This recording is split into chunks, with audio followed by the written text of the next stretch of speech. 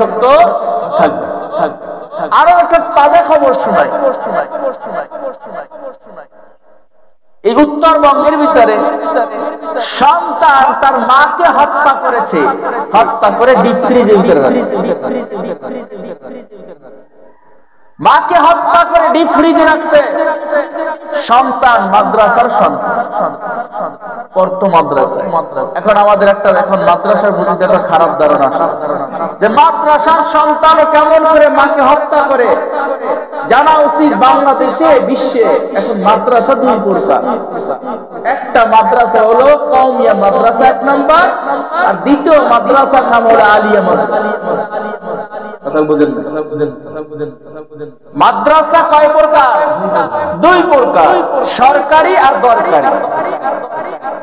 দরকারি হলো কওমিয়া মাদ্রাসা, আর সরকারি হলো আলিয়া মাদ্রাসা। কোন কওমিয়া মাদ্রাসা সরকার বেতন দেয়, আলিয়া মাদ্রাসায় সরকার বেতন দেয়।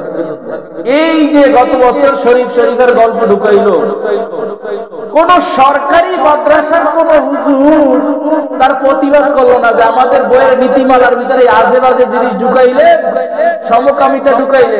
কোন সরকারি হুজুর কয় নাই কা চাকরি যাইবে, বেতন বন্ধ হয়ে যাবে।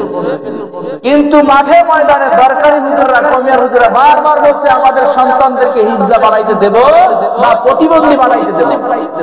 আলহামদুলিল্লাহ। তবে 2025 সন থেকে আবার মনে হয় ফিরে পাবে সে আগের বই। এই অরাজকতা, পচা দশা বইয়ের ভিতরে আর থাকবে না। তাহলে আমাদের আন্দোলন তো হলো সফল হইল। এই পচা দশা, এই সমকামিতা, এই টেরারিজম, এই যে হিজড়া মার্কা পড়ার বইয়ের ভিতরে কি থাকবে? মাদ্রাসা বাংলাদেশ বা বহির্বিশ্বে কয় প্রকার? সরকারি আর দরকারি। সরকারি আর দরকারি। দরকারি হলো কওমিয়া মাদ্রাসা, আর সরকারি হলো আলিয়া মাদ্রাসা। একটু ছোট্ট করে পিছনে চলে যায়, 200 বছর আগের পিছনে চলে যায়। এই আলিয়া মাদ্রাসা কিন্তু কোনো আলেম তৈরি করে নাই, জানেন কি? আলিয়া মাদ্রাসার প্রতিষ্ঠাতা কোনো আলেম না, একাধারে 37 জন খ্রিস্টান তার প্রিন্সিপাল। যেই মাদ্রাসার প্রিন্সিপাল খ্রিস্টান, যেই মাদ্রাসা তৈরি করেছে খ্রিস্টানে, বলেন সেই মাদ্রাসা দিয়ে আসার কি করে? যেই মাদ্রাসা তৈরি করছে কে? খ্রিস্টানে। যেই মাদ্রাসায় 1 জন নাই 2 জন নাই, লাগাতারে 37 জন ছিল খ্রিস্টান। সেই মাদ্রাসা থেকে ভালো কিছু আশা করা যায়? গাছ যদি ভালো হয় ফল ভালো হবে। গাছের গোড়ায় যদি সমস্যা হয়ে যায় তাহলে আগায় কি সমস্যা হবে না? আচ্ছা। এখন দেখেন অনেক আলিয়া মাদ্রাসার বন্ধুরা আর ছাত্ররা দাড়ি কাটে কিনা, প্যান্ট শার্ট পরে কিনা, কারণ তাদের প্রতিষ্ঠাতা ছিল একজন ইংরেজ। সে ছিল দাড়ি কাটা, সে ছিল কি প্যান্ট শার্ট পরনেওয়ালা, সে ছিল খ্রিস্টান। আলিয়া মাদ্রাসা শুরু করছে কারা? খ্রিস্টান। এই ঘটনাটা কেন বললাম যে বাংলাদেশের মাদ্রাসার কথা আসলি আমরা মনে করি সব মাদ্রাসা এক। মাদ্রাসা যখন নামটা আসে সবাই মনে করি কি, কিন্তু না। মাদ্রাসা বাংলাদেশে 2 প্রকার। বাংলাদেশ না বহির্বিশ্ব কয় প্রকার? 2 প্রকার, সরকারি আর দরকারি। সরকারি বেসরকারিদের দরকারি কি? সরকারি আর। এরকমের উত্তরবঙ্গে যে মাকে যে সন্তান হত্যা করে ফ্রিজের ভিতরে রাখলেন, সুন্দর করে একটা নাটকও সাজালেন। আর যুবকেরা আজকের সেই জিনিসের ভিতরে আসক্ত। 1 নাম্বার যুবকদেরকে নষ্ট করেছে স্মার্টফোন, টাচ মোবাইল। ওই সন্তান আলেম 2য় বর্ষে পড়ে, তার ছোট তো না। আলেম 2য় বর্ষে পড়লে সে বাচ্চা ছোট না, মোটামুটি দাড়ি উঠছে, মোটামুটি বয়স 18-20 বছর বয়স। ওই আল্লাহর বান্দা মাদ্রাসায় যাইতে আইতে, এই জন্য বলি সহশিক্ষা যেখানে আছে সেখানেই গজব শুরু হয়। সহশিক্ষা ছেলে মেয়ে একজা থাকলে কি গজব শুরু হয়। কারণ আগুন আর পানি যদি 2টা চুম্বক এক জায়গা থাকে, বলেন টানবে কিনা? নবী আলাইহিস সালাতু ওয়াস সালাম বলেন প্রত্যেকটা মহিলাদের প্রতি পুরুষের মনটা আকৃষ্ট হয়, কারণ মহিলাদের প্রতি পুরুষের কি মনটা আকৃষ্ট হয়, আর সেটা যদি কাছাকাছি পায় আর আকৃষ্ট হবে না। ওই ছেলেটা ওই মাদ্রাসারই একটা মেয়ের সাথে অবৈধ প্রেমে লিপ্ত ছিল। কি ছিল? ওর মাথা নষ্ট হয়ে গেছে। প্রতিদিন তার 500, সপ্তাহে তার 1000 টাকা দরকার হইতো, কারণ ওই মেয়েটার প্রেমে আসক্ত, তাকে গিফট করা লাগতো, তাকে নিয়ে ঘোরা লাগতো। আর এই নিয়া ওই সন্তানের ঘরের ভিতরে অশান্তি। বাবাও ওই একই মাদ্রাসার শিক্ষক, ছেলে সেই মাদ্রাসার স্টুডেন্ট। সকালবেলা মায়ের সাথে বাদাবাদি হয়, মা বলে টাকা দাও, তোমার কাম লেখাপড়া, তুমি লেখাপড়া করবে, কেন মেয়ের পিছনে দৌড়? এক কথায় দুই কথায় যখন সন্তানের সাথে বাজলো, সন্তান এবার চিন্তা করছে তোমার কি দুনিয়া রাখবে, তোমাকে দুনিয়ায় রাখবো না। সন্তান মাথার ভিতরে শয়তানে দাগা দিতেছে, আর সন্তান প্ল্যান করতেছে কিভাবে মাকে হত্যা করা যায়। এই সপ্তাহের ঘটনা, 3-4 দিন আগের ঘটনা। ওই সন্তান জবানবন্দি দিতেছে, আমি জবানবন্দি দেখতেছি আর চোখ দিয়ে পানি পড়তেছে। এটাও কি সন্তান দ্বারা সম্ভব? সন্তান বাবার সাথে মাদ্রাসায় চলে গেল। মাদ্রাসায় গিয়া টিফিনের টাইম, বিরতির টাইম, লাঞ্চের সময় সন্তান গোপনে মাদ্রাসা থেকে বের হয়ে বাসায় আসে। আয়েশা দেখতেছে মা তরকারি করে। ওই সন্তান মায়ের মুখের ভিতরে হাত দিয়ে চেপে ধরে, গলা চেপে ধরে মাকে শ্বাসরুদ্ধ করে দুনিয়া থেকে বিদায় করে দিয়েছে। সন্তান এবারও ক্ষান্ত হয়নি, মা মারা গেছে, কনফার্ম হয়ে গেছে যে মারা গেছে। এবার সন্তান কুড়াল দিয়ে, কুড়ালের মাথা দিয়ে মায়ের গায়ের ভিতরে আঘাত করে মায়ের শরীর দ্বিখণ্ডিত করে ছিঁড়া ফিরা ফেলাইছে, মানে এরপরে সন্তান ক্ষান্ত হয় নাই। এবার মায়ের হাত পিছনে বাঁধলো, পাও বাঁধলো বাইদা। এবার ডিপ ফ্রিজের ভিতরে রাইখা সুন্দর করে একটা নাটক সাজায়। নাটকটা হলো ঘরের ভিতরে যারা ডাকাতি হয়, এই জন্য আবার ওই কুড়াল দিয়া ঘরে আলমারি কুবাইতেছে, বিভিন্ন কাপড় চুপড় ফালাই দিতেছে, আসবাবপত্র সব যখন চূর্ণ বিচূর্ণ করে আবার সুন্দর করে তালা লাগাইয়া আবার মাদ্রাসায় চলে গেল। মাদ্রাসা যখন ছুটি হইল, বাবা কিছুক্ষণ পরে আসলেন, সন্তান আবার আগে আসলেন। আয়েশা এবার আর এক নতুন নাটক। বাবাকে ফোন দিয়া বলতেছে মাকে পাওয়া যায় না, বোনকে ফোন দিয়া বলে মাকে পাওয়া যায় না, মামাকে ফোন দিয়া বলে মাকে পাওয়া যায় না। সব জায়গা সন্তানই ফোন দিয়া দিয়া বলতেছে মাকে পাওয়া যায় না। এবার সন্তান কান্না করতেছে আমার মা, খুঁজতে খুঁজতে সন্তান নাটক সাজাইয়া ফ্রিজের ভিতরে জায়গায় দেখতেছে যে ফ্রিজের ভিতরে মায়ের নিথর দেহটা পড়ে আছে, রক্ত এখনো মায়ের শরীর থেকে বের হইতেছে। সন্তান পাষাণ সন্তান, একটু দিনের ভিতরে দয়া হয় না। এবার মিথ্যা আরো নাটক সাজাইয়া বলতেছে ঘরের ভিতরে ডাকাতি হয়েছে, সবাই বিশ্বাস করেছে। কিন্তু ডিবি তারা গোপন তদন্তের ভিত্তিতে জানতে পায় যে সন্তানই মাকে হত্যা করেছে, কারণ সন্তানের মোবাইল ট্র্যাক করে দেখেছে যখন মা হত্যা হয়েছে তখন এই সন্তানের মোবাইলটা ঘরের ভিতরে ছিল। সন্তান তারপরে যখন লোমস্য ঘটনা বলতেছেন আমি আমার মাকে এভাবে এভাবে হত্যা করেছি, বিশ্বাস করবেন কিনা জানি না, দুই চোখ দিয়া পানি পড়তেছে। এটাও কি মা বাবার সাথে করা সম্ভব? কারণ সন্তান তোমার এই ঠোঁটের ভিতরে মা কত চুমন দিয়েছে ছোটবেলায়, তোমার এই গালের ভিতরে কত চুমন দিয়েছে। সন্তান তুমি যখন বাথরুম করেছো তোমার এই বাথরুম মা পরিষ্কার করেছে। ওই সন্তান তোমার জ্বর হলে মা সারা রাত জায়গা জায়গা তোমাকে পাহারা দিয়েছি। আর আল্লাহর কাছে দোয়া করেছে মালিক আমার হায়াত থেকে হায়াত নিয়ে নাও, আর আমার যদি হায়াত না থাকে আমার সন্তানের হায়াত দিয়া দাও, আমার সন্তানের হায়াত বাড়ায়া দাও, আমার হায়াত কমায়া দাও। নবী আলাইহিস সালাতু ওয়াস সালামের কাছে একজন সাহাবী গিয়া বলতেছে, ইয়া রাসূলুল্লাহ, আমার মা ছোটবেলায় যেই কাজগুলো আমার জন্য করত আমিও সেই কাজগুলো করতেছি। নবী আলাইহিস সালাতু ওয়াস সালাম ডাক দিয়ে বলে, সন্তান কি করতেছো বলো? তখন ওই সন্তান বলে, আমার মা ছোটবেলায় আমাকে খাওয়ায় দিতেন, আমার পানির তৃষ্ণা লাগলে পানি পান করায়া দিতেন, আমার কাপড় পরার প্রয়োজন হলে কাপড় পরায়া দিতেন, আমি যখন প্রস্রাব করতাম কাপড় পরিবর্তন করে দিতেন, যখন আমি বাথরুম করতাম আমার বাথরুমের ময়লা পরিষ্কার করে দিতেন, আমি যখন খাইতে চাইতাম শক্ত খাবার হলে আমার মা চিবায়া চিবায়া চিবায়া চিবায়া আমার মুখের ভিতর দিয়া দিতেন। এবার মায়ার নবী বলতেছে, ভালো কথা, তাহলে তুমি কি করতেছো?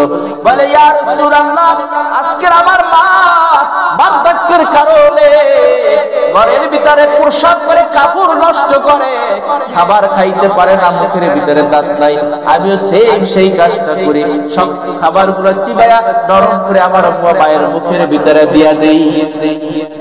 ইয়া রাসূলুল্লাহ, আমার মা যখন কাপড় নষ্ট করে ফেলায় আমি সেই কাপড় নিজ হাতে দিয়ে পরিষ্কার করি, আমার মাকে আমি গোসল করায়া দেই। ইয়া রাসূলুল্লাহ, আমি তো আমার মা ছোটবেলায় আমার জন্য যেই কাজটা করত আমিও তো সেই কাজটাই করতেছি, তাহলে তো মায়ের ঋণ আমি শোধ করতেছি।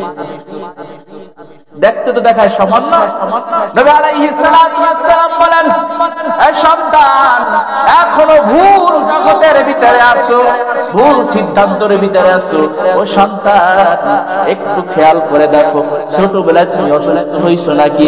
ওই সন্তান আল্লাহর নবীর সাহাবী ডাক দিয়ে বলে, ইয়া রাসূলুল্লাহ, হ্যাঁ মনে পড়েছে, আমি একবার খুব অসুস্থ হয়ে পড়েছিলাম, খুব অসুস্থ হয়ে পড়েছিলাম, মৃত্যুর সাথে পাঁচটা লড়ছিলাম, খুব মারাত্মক অসুস্থ। এমন সময় মা তার নরম হাত আমার মা কপালের উপরে বিছাইয়া দিলেন এবং মাথা আঙ্গুল দিয়ে আমার মাথার চুলগুলো আশ্রয় আর বলে, আল্লাহ, আমার যদি হায়াত থাকে আর আমার সন্তানের যদি হায়াত কম থাকে, ও আল্লাহ, আমার হায়াতটা নিয়ে আমার সন্তানের হায়াতটা বাড়ায়া দাও। ও আল্লাহ, আমি জীবিত থাকতে আমার সন্তান মারা যাবে এটা হতে পারে না, এটা আমি মায়ের দিলের ভিতরে মানবে না। ও সন্তান, আজ তুমি সেই একই কাজ করতেছো, কিন্তু তোমার অন্তরের ভিতরে মা আর কয়দিন বাঁচবে, এই তো বুড়া হয়ে গেছে, মনে হয় কয়দিন পরেই চলে যাবে, একটু খেদমত করে নেই।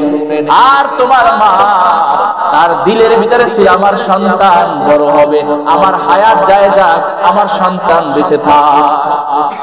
পার্থক্য বুঝলেন? মায়ের দিলের ভিতরে ছিল যে সন্তানের হায়াত বাড়ুক, সে বেঁচে থাক, আমি দুনিয়া থেকে বিদায় হয়ে যাই। আর সন্তানের দিলের ভিতরে কি, মা আর কয়দিন বাঁচবে, এই তো মুরাব্বি হয়ে গেছে, কয়দিন পরেই তো চলে যায়। কিন্তু সন্তান এই তো করে নয়, আল্লাহ, আমার হায়াত আমার মাকে দিয়া দাও, আমি মায়ের আগে দুনিয়া থেকে বিদায় হয়ে যাই, এই কথা তো বলো নাই। তখন ওই সন্তান বলতেছে, ইয়া রাসূলুল্লাহ, আমার তো এই চিন্তা কখনো মাথার ভিতরে ছিল না। তখন ওই সাহাবী বলতেছে, ইয়া রাসূলুল্লাহ, আমার ভুল সিদ্ধান্ত আমি বুঝতে পেরেছি, মা বাবার হক কখনো আদায় করা সম্ভব না, মা বাবার হক কখনো আদায় করা সম্ভব না। কারণ মা সন্তানের কপালে একটা চুমা দিয়েছে, আল্লাহ বলে, আমার বান্দার এক একটা বিপদ আমি মায়ের চুমার বিনিময়ে দূর করে দিলাম। সুবহানাল্লাহ। কি চুমা দেয় না, দেয় না, দেয় না, ছোটবেলা দেয় না? বলে, বান্দা, মা তার সন্তানের গালের ভিতরে একটা চুমা দিল, ওই সন্তানের একটা বিপদ আমি আল্লাহ দূর করে দিলাম, শুধু মায়ের দুইটা ঠোঁট সন্তানের গালের ভিতরে লাগছে। এটা মা নামাজ পড়ুক আর না পড়ুক, নামাজ পড়া, রোজা রাখা সেটা ইবাদতের বিষয়। আর নবী যে কথা বলতেছেন যে সন্তানের গালের ভিতরে যদি মা চুমা দেয়, সন্তানের বিপদ কি হয়ে যায়? দূর হয়ে যায়।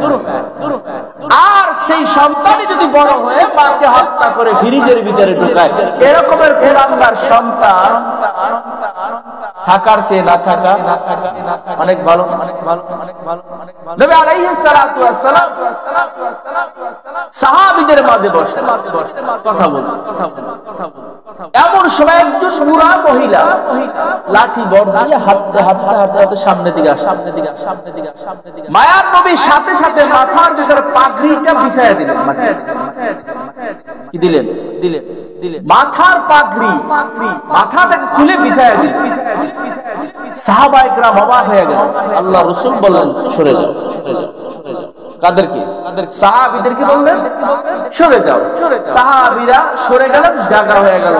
ওই মহিলা লাঠি ঠকরাইতে ঠকরাইতে আয়েশা রাসূল সাল্লাল্লাহু আলাইহি ওয়াসাল্লামের পাগড়ির উপরে বসে গেলেন। বলেন, এখন সাহাবীদের মনে তো অবশ্যই প্রশ্ন, আমাদের মনে প্রশ্ন, এ কেমন মহিলা যে নবীর পাগড়ির উপরে বসছে? রাসূল সাল্লাল্লাহু আলাইহি ওয়াসাল্লাম মাথা পাগড়ির উপরে বসলেন বা রুমালের উপরে বসলেন। রাসূলের শরীরে তো লাগছে, সেই যেই শরীরের ভিতরে লাগছে সেই কাপড়ের উপর কেমন করে? মায়ার নবী তার সাথে খুনসুটি করলেন, আলোচনা করলেন। কতক্ষণ পরে মহিলা চলে গেলেন। সাহাবীদের চোখের দিকে তাকায় মায়ার নবী বুঝতে পারছে আমার সাহাবায়ে কেরাম কি করবেন, প্রশ্ন করবেন। মায়ার নবী ডাক দিয়ে কয়, সাহাবায়ে কেরাম, তোমাদের চোখের চাহনিতেই বুঝতে পেরেছি যে তোমরা আমাকে কিছু জিজ্ঞাসা করতে চাও। বলো কি জিজ্ঞাসা করতে চাও? বলে, ইয়া রাসূলুল্লাহ, আপনার চাদরের উপরে আপনার পাগড়ির উপরে বসার মতো সাহসওয়ালা মহিলা এই প্রথমেই দেখলাম। এই কি প্রথমেই দেখলাম? আমরা তো আপনার পাশে যাইতেই কি লাগে, সম্মানের কারণে ভয় লাগে, কিন্তু এই কোন মহিলা যে আপনার চাদরের উপরে আপনার পাগড়ির উপরে বসে? মায়ার নবী ডাক দিয়ে, তোমরা চেনো না যার দুধ খেয়ে আমার শরীরের ভিতরে রক্ত হয়েছে, এই সেই হালিমাতুস সাদিয়া। সুবহানাল্লাহ। এর ঘরে আমি মুহাম্মদ 4 বছর লালন পালন হয়েছে। যখন কোন মহিলারা নিতে চায় না, আমার বাবা নাই বলে, এই হালিমা আমাকে নিয়েছে। আমি হালিমার দুধ খেয়ে বড় হয়েছি, এ হলো আমার দুধ মা হালিমা। এখানে আমি মুহাম্মদ তার সন্তান, আমি নবী সেটা আলাদা বিষয়, কিন্তু আমি তো সন্তান। সন্তান যতই বড় হোক না কেন, বাবার কাছে সন্তান সন্তান, বাবার কাছে সন্তান যত বড় আলেম হোক না কেন, বাবার কাছে সন্তান, হে বড় আলেম বাবার কাছে। আছে না? সন্তান হয়ে গেছে ডিসিএসপি আইজি, সবাই তারা সার করে। বাবা যাই কয় একটু যদি সামাজিক বলে, বাবা দিকে আসে, নাম ধরে ডাকে কি, সে তার সার যাই বল না, সার এদিকে আসে। নবী বুঝাইতে চান যে হালিমাতুস সাদিয়া দুধ খেয়ে আমি মুহাম্মদের শরীরের ভিতর রক্ত হয়েছে, ওই হালিমাতুস সাদিয়ার দুধ খেয়ে আমি মুহাম্মদের শরীরের ভিতরে গোশত হয়েছে। হালিমাতুস সাদিয়ার দুধ খেয়ে আমি মুহাম্মদের শরীরের হাড়গুলা বৃদ্ধি পেয়েছি, বড় হয়েছে। আমি মুহাম্মদ নবীর জায়গায় নবী আছি, কিন্তু যখন আমার মা আসলো তখন আমার সমস্ত সম্মান আমার মাকে দেখাইতো। এখন উল্টো হয়ে গেছে, বাবা একটু বড় হয়ে গেলে, সন্তান যদি একটু টাকা পয়সা হয়ে যায়, বলে তোমার চেয়ে আমি বেশি জানি, তুমি মুরাব্বি মানুষ বসে থাকবা, তোমার চেয়ে আমি কম জানি। দমক দিয়ে বসাই দেয়, দেখি না সন্তান দমক দিলা আল্লাহর আরশ পর্যন্ত থর থর থর থর করে কেঁপে ওঠে। আল্লাহ বলেন, আমার হুকুম পালন করার পর সর্বপ্রথম হুকুম পালন করবা মুহাম্মদ, তারপরে পালন করবা মা বাবা। হুকুম কারটা পালন করতে লাগে? আল্লাহ। তারপরে মুহাম্মদুর রাসূলুল্লাহ সাল্লাল্লাহু আলাইহি ওয়াসাল্লাম, তারপর পৃথিবীর সবচাইতে বড় আদেশ কে করেন? এবার একটা মাসালা বলি, ফিকহি মাসালা। হুজুর এটা সম্ভব? এটা বানাইছেন অনেক আছে না, এটা বানাইছেন। সন্তান নফল নামাজে দাঁড়ান, ফরজ বলছি, ওয়াজিব নামাজ বলি না, কি বলছি? নফল নামাজ। নফল নামাজ পড়লে সওয়াব আছে, না পড়লে কি নাই? গুনাহ নাই। একে বলা হয় কি? নফল নামাজে দাঁড়ানো। এখন মা ডাক দিছে, মা ডাক দিছে, সন্তান তুমি কোথায়? এখন ওই নফল নামাজ ভেঙে দিয়ে মায়ের কথায় সাড়া দেওয়া ওয়াজিব। বাবার ডাকে সাড়া দেওয়া কি? নামাজের ভিতরে দাঁড়াইছে, আল্লাহর নৈকট্য, সেখান থেকে মা বাবার ডাকে সাড়া দিবে। আপনি নামাজে দাঁড়াইছেন, কি নামাজে? নফল নামাজে। আপনি নামাজ ভাইঙ্গা যায় বলতে, মা কিসের জন্য ডাকছো, বাবা কিসের জন্য ডাকছো? আমি তো নামাজ পড়তেছিলাম। যদি বিপদ না হয় তখন বলে ঠিক আছে তুমি নামাজ পড়ে আসো। আপনি আবার আইসা নামাজ পড়লেন, ওই নামাজটা, ওই যে আগে নামাজটা ভাঙছে তার কাফারা হয়, গুনাহ হবে না। এবার আরেকটা মাসালা বলি, আপনি ফরজ নামাজই দাঁড়াইলেন বা ওয়াজিব নামাজের ভিতরেই দাঁড়াইলেন, কিন্তু দেখলেন মা ডাক দিতেছে, বিকট আওয়াজ, বুঝায় মায়ের বিপদ হয়েছে, বাবার বিপদ হয়েছে। বা আপনি নামাজ ভিতরে দেখলেন হঠাৎ মা পড়ে গেছে, এখানে ফিকি মাসালা হলো নামাজ সাথে সাথে ভেঙে দিয়ে আগে মাকে উদ্ধার করুন, বাবাকে বিপদ থেকে কি করুন? উদ্ধার করুন। উদ্ধার করার পরে, বিপদ থেকে উদ্ধার করার পরে আইসা আবার কি? নামাজ। এখানে দেখেন নামাজের চেয়ে গুরুত্ব দিয়েছে কাকে? বাপ মাকে। এখন কি করে? আগে বাপ মায়ের এক ক্লাস কেউ নইয়া উঠে এবারে নামাজ পড়ে, এরকম নাই? এরকম সুসন্তান, ভদ্র সন্তান অভাব নাই। চোখ রান্নায় চোখুড়ে আর কথা বলি, আমি এবার খারাপ কিছু কিনা, এরা সব সুসন্তান মা বাবা। এরা মা বাবার কি? সুসন্তান। ধমক দেয়, বাপ হয়ে গেছে না। আমি মাঝে মাঝে করি, আমি তো আইজিতে তাদেরকে বাপ বলি। আমি অনেক অনেক গার্জিয়ানকে বলি, আজকে থেকে আপনি ফলো হয়ে যান, আপনার সন্তান থেকে আব্বা কই দেয়। কারণ যেভাবে দমক টমক দেয়, এতে আমনে সন্তান হে বাপ কি উল্টা কই কে আমার কষ্টে ছাড়া উল্টা কথা বলতেছে। যে কোনো এক চার দোকানে বসা, এমন ভাবে বিকট আওয়াজে বাবাকে ধমক দিছে, মানে আমি পরে কানে হাত দিছি, চাপ দিছি, মানে যে কটা ধমক দিছে, মানে আমার কলিজাতে যে রেজা মনে গজব শুরু হয়েছে। এখানে মনে গজব কতক্ষণ পরে আমি জানতাম না যে এইটা তার সন্তান। আমি প্রথম মানেই বুঝছি অন্যভাবে, পরে কিছুক্ষণ পরে জিজ্ঞাসা করলাম এটা কি, যে গেল ধমক আমার কি কয়, হাসি দিয়া কয় কি আমার ছোট ছেলে। ও ছোট ছেলে, বয়স 22-23 হইবে, ছোট ছেলে। এত তো ভালো লাগে না, ফিটার কিনে দেন। এই 22-23 বছরে এই অবস্থা, আল্লাহ জানে সে বড় হইলে আর কি করে। কিন্তু না পারলো, ছোট গুলো তো বুঝে না। অথচ আল্লাহ বলে, মাতা পিতা তোমার ব্যাপারে শব্দটা ব্যবহার করে কি? তোমার পিছনের সমস্ত আমল বরবাদ হয়ে যায়।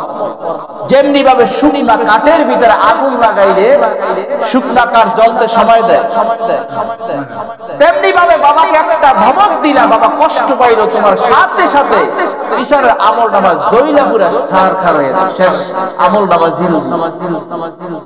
নামাজ যতই বড় না কেন, আমি মাঝে আরো একদিন আলোচনা করছিলাম না যে মাতা পিতা, অনেক সময় নবীর দোয়া স্থগিত হয়, মাতা পিতার দোয়া কি হয় না? স্থগিত হয় না। নবী আলাইহিস সালাতু ওয়াস সালাম বলেন আল্লাহ তিন ব্যক্তির দোয়া ডাইরেক্ট কবুল করে, কোনো মানে পর্দা থাকে না, ইনডাইরেক্ট না ডাইরেক্ট। কয়টা? কয় ব্যক্তি? তিন ব্যক্তি। এক নাম্বার, নবী আলাইহিস সালাতু ওয়াস সালাম বলেন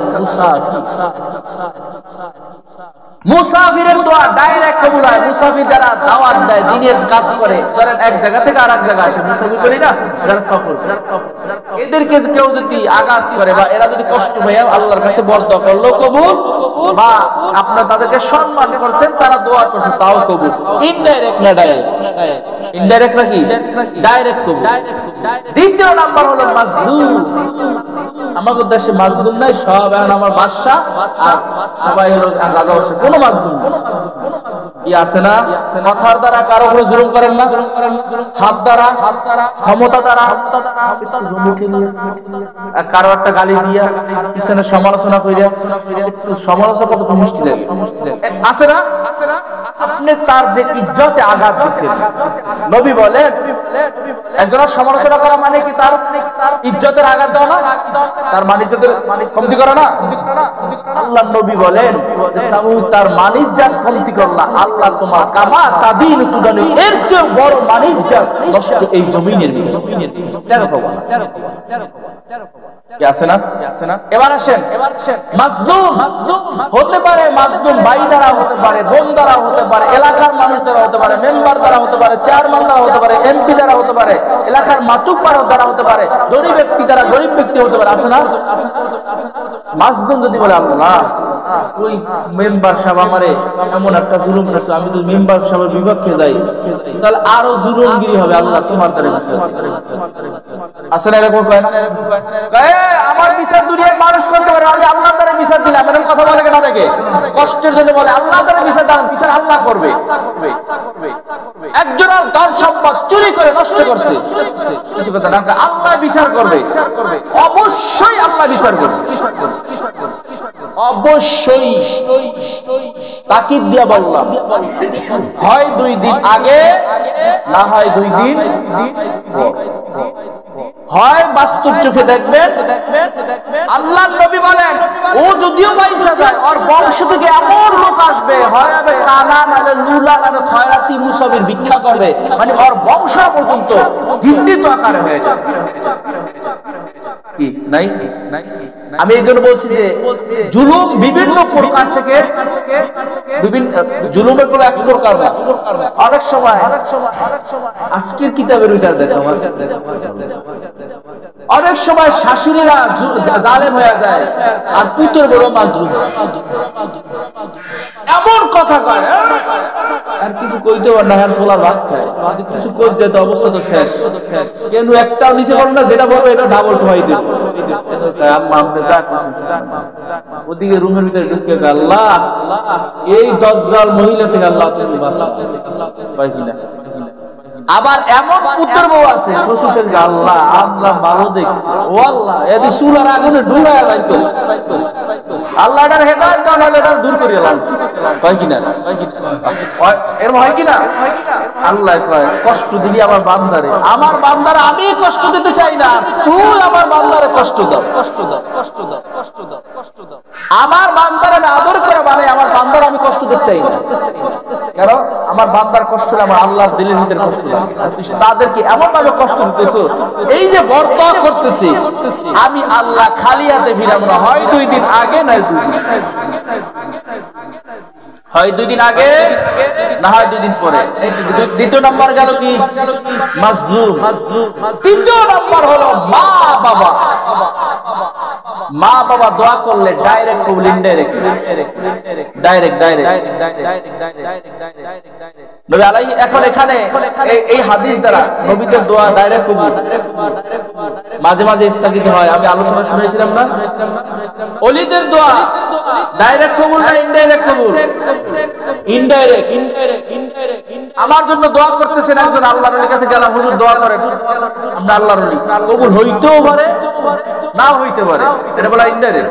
হইতে পারে না হইতে পারে, সন্দেহ থাকে। কিন্তু মাকে গিয়া বলবা, মা আমি এই বিপদে আছি, তুমি একটু আল্লাহর কাছে দোয়া করো। নবীর হাদিস বলে ডাইরেক্ট কবুল, ইনডাইরেক্ট। কি ডাইরেক্ট কবুল, ইনডাইরেক্ট না, একটা সরাসরি। আসমানের ভিতরে কোনো দরজাও থাকে না, সরাসরি আল্লাহর কাছে কবুল হয়। বিপদে পড়লে দৌড়ায় হুজুর, বিপদে পড়লে দৌড়ায় ওই জায়গা। আপনারা খুব মহব্বত করি, হায়রে আল্লাহ রাসূল বলে দোয়ার মেশিন করে, দোয়ার মেশিন কোথায়? আপনি কাবার গেলাম ধরে দোয়া করবেন, কবুল হইতেও পারে। কাবা শরীফ, আমরা তো মুসলমানদের সবচেয়ে বড় জিনিসটা মনে করি কাবা। আল্লাহ রাসূল বলে কাবার গেলাম দইরা দোয়া করতেছ, এই দোয়া আল্লাহ কবুল করতেও পারে নাও করতে পারে, কিন্তু ঘরে 2টা মেশিন আছে, সেই 2টা মেশিনের দোয়া আল্লাহ কবুল করবে, এটা আল্লাহর ওয়াদা। কিন্তু কি করবে না, ইনডাইরেক্ট নাকি ডাইরেক্ট দোয়া করছে। এখন বলো, দোয়া করছে মা বাবা, হতে পারে তোমার কবুল হয় নাই, কিন্তু দোয়া কবুল হয়েছে। আল্লাহ এই বিপদটা না দিয়ে আরেকটা বড় বিপদ কাটাই। বুঝেন না? আমরা কি বিপদ সামনে হবে আমরা জানি, জানলে মানুষ করতে, হ্যাঁ এই আমার একটা সামনে বিপদ আসবে আমি জানি, জানলে কি ওই কাজটা কেউ করতো? বলেন করতো? আল্লাহ বলেন তুমি এই দোয়াটা করছো, এই জিনিস এই জন্য মা বাবার তো দোয়া করছো, দোয়া কিন্তু দোয়াটা কি হয় না তোমার সাথে, আমি যে বিপদে আছি মা বাবার মনে দোয়া তোমার সামনে হতে পারে এই দোয়াটা হচ্ছে আল্লাহ চিন্তা করলে সামনে আরো বান্দার কি বড় একটা বিপদ আসছে, আমি ওইটারে কি করে দূর করে দিলাম। বান্দার এটার চেয়ে আর একটা কাজ যদি হয়ে যায় সেটা বান্দার জন্য কি হবে, মঙ্গল। এই জন্য দোয়ার মেশিন কোথায়? ঘরে ঘরে। দোয়ার মেশিন কোথায়? নবীর হাদিস যে মা বাবার কাছে বিপদে পড়ছো, দৌড় দিয়ে মা বাবার কাছে আগে যাও, মা বাবার কাছে আগে নালিশটা কইরা পরে আইসা আল্লাহ তাআলা নালিশ করো, মানে মসজিদে আসো, আইসা 2 রাকাত নামাজ পড়ে এবার অভিযোগ কার কাছে দাও? যত অভিযোগ আছে কার কাছে দাও? আল্লাহর কাছে। ওদিকে মা বাবাও দোয়া করলো কার কাছে? আল্লাহর কাছে। নিজে আইসা মসজিদে অভিযোগ করলো কার কাছে? আল্লাহর কাছে। দোয়া কয়টা আইলো?